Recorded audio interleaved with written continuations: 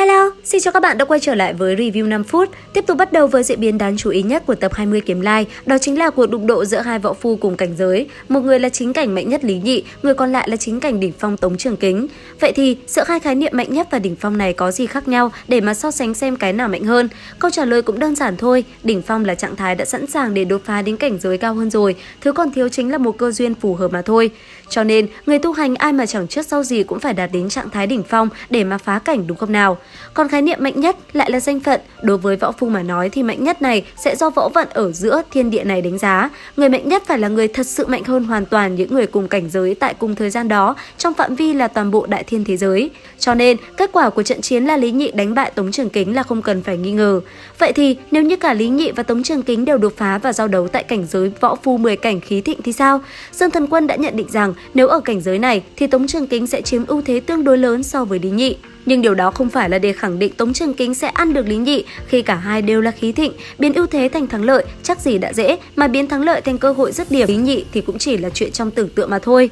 Lại thêm nữa là sau này các bạn cứ xem Trần Bình An nhà chúng ta là võ phu 3 cảnh mạnh nhất thì biết được hai chữ mạnh nhất này nó có giá trị như thế nào. Quả thật là dã mấy đứa trên mình một cảnh thì chả khác gì bố đánh con trai. Tiếp theo là về nhân vật đáng thương của Văn Thánh nhất mạch, đó là Mã Chiêm, vừa là sư đệ cũng vừa là học sinh của Tế Tĩnh Xuân, mỗi danh phận đều chiếm một nửa. Tại sao lại nói nhân vật này đáng thương? Vì Mã Chiêm mỗi lần ngước lên đều thấy hào quang rực rỡ của Văn Thánh trong lĩnh vực học vấn, thấy tài hoa áp đảo người cùng thế hệ của đại sư huynh Thôi Sàm, thấy kiếm thuật vô địch của nhị sư huynh, lại càng không cần nói đến Tế Tĩnh Xuân để làm gì. Học trò của Văn Thánh mà xem ra học vấn đã vượt Văn Thánh rồi. Mã Chiêm lại tự nhìn bản thân mình, quả thật là không có điểm nào nổi bật. Ông vẫn luôn tự thệ khi nhận mình là Văn Thánh ký danh đệ tử. Cho nên khi thấy Tề tiên sinh quyết định sẽ hy sinh bản thân để cứu lấy người dân tại Ly Châu Động Thiên thì ông mới phản ứng mạnh như vậy. Trong lòng ông thì Tề Tĩnh Xuân như thầy như thần, biết bao tôn quý. Sinh mạng của mấy nghìn phàm nhân kia là không thể so sánh được với Tề tiên sinh. Chắc chắn rằng nếu bản thân mình có thể làm thay Tề Tĩnh Xuân trong việc gánh nhân quả thì Mã Chiêm sẽ cực kỳ nguyện ý. Nhưng việc gánh nhân quả này thì chỉ có Tề tiên sinh là có thể làm, dám làm và nguyện ý làm mà thôi. Cũng trong lúc này tại tiệm thuốc Dương gia, Dương Thần Quân chứng kiến tràng cảnh hiện tại đã có tâm lý là mặc kệ mọi chuyện rồi. Đến tiên sinh của Tề Tĩnh Xuân cũng có vẻ như sẽ không đến đây để khuyên bảo đệ tử đắc ý của mình mấy câu thì ông còn có thể làm gì được cơ chứ? Chỉ sợ rằng Văn Thánh có khi là đã bỏ mình giống như những gì mà bên ngoài đang đồn đại rồi. Tế thì khi Ly Châu Động Thiên chịu sự phản công của thiên đạo thì những phàm nhân vẫn có thể sinh sống đến hết kiếp này, chỉ là đã mất đi cơ hội có kiếp sau mà thôi. Còn những người tu luyện như lão tổ của 4 họ thập tộc hoặc là Dương Thần Quân mới là đối tượng chịu hậu quả lớn, tu vi và cảnh giới càng cao thì sẽ tỷ lệ thuận với sự phản công của thiên đạo.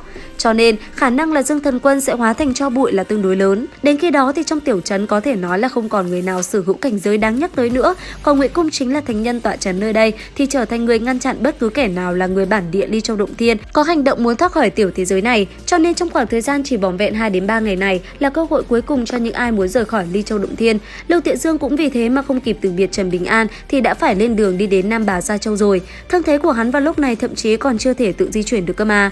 Thế cho nên Trần Bình An khi biết tin đã vội vàng mang toàn bộ tài sản quý giá mà mình tranh thủ gom được rồi liều mạng đuổi theo xe ngựa của Lưu Tiện Dương. Nhưng tiếc là không được, bởi vì trí hữu của hắn hiểu quá rõ hắn, nếu bị Trần Bình An đuổi kịp thì toàn bộ những thứ kia sẽ được cưỡng ép giao cho Lưu Tiện Dương. Dù sao thì hắn có muốn phản đối cũng chẳng có sức mà phản kháng. Cuối cùng là đoàn người của chị Khuê, tưởng chừng như rời khỏi Ly Châu Động Thiên thì đã là hoàn cảnh trời cao biển rộng đối với nàng. Ai mà biết được, vừa mới đi ra khỏi sự bảo vệ của Tề Tĩnh Xuân thì lời dạy bảo của vị tiên sinh này ứng nghiệm luôn. Bên ngoài Ly Châu Động Thiên, những kẻ có thể lột da rút gân nàng thật sự nhiều lắm. Nếu không cẩn thận tu luyện, làm việc cần suy tính trước sau thì rất dễ bị bay màu.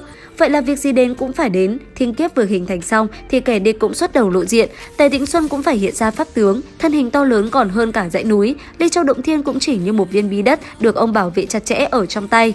Lúc này, hoàn cảnh ở trong tiểu trấn đã là từ ban ngày đột nhiên biến thành đêm tối. Vốn đã qua mùa đông lâu rồi, nhưng bây giờ lại có tuyết rơi. Có điều là những bông tuyết này còn chưa rơi xuống đất mà đã tan đi như mây khói rồi. Rốt cuộc là có những ai kéo đến nhân lúc đại thiên kiếp đổ xuống để mà vây sát Tề Tĩnh Xuân như vậy?